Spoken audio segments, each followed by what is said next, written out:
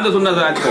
धर्मी को यहोवा भूखों मरने नहीं देता। क्या नहीं मरने देता? कह रहा धर्मी को यहोवा भूखा मरने नहीं देता।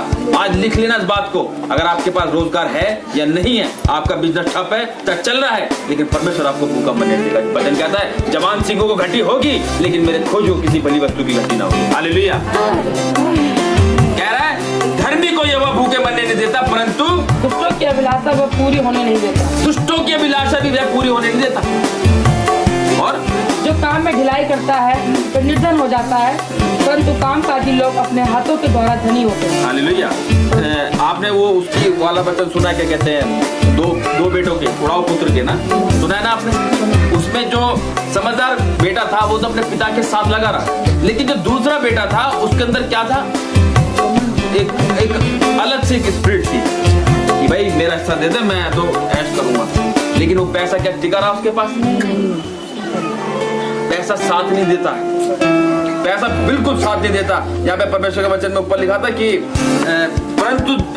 परंतु धर्म के कारण मृत्यु से बचाव होता है। जब उसके खाने के लाले हो गए थे, जब वो क्या कहते हैं, वो खाना खा रहा था जो जानवर खा रहा था, जानवर भी कौन सा?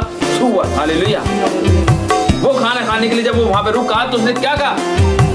कह रहा इससे अच्छे भोजन वस्तु तो मेरे पिता का जो नौकर है वो खाते हैं।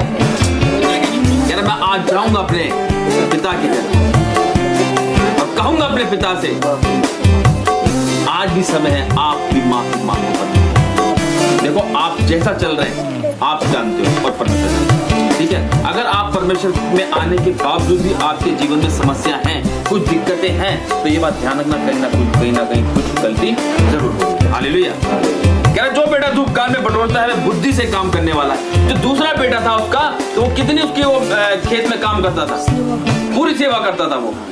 लेकिन जो दूसरा पहला बेटा, छोटा बेटा था, उड़ाऊ पुत्र जिसके नाम से जाना गया, वो उसने क्या करा? अपना धन दौलत लेके वो निकल गया शहरों में, रंगीन दुनिया देखने लगा, लेकिन सब वो उसका वहां पे खत्म हो गया। हालेलुया।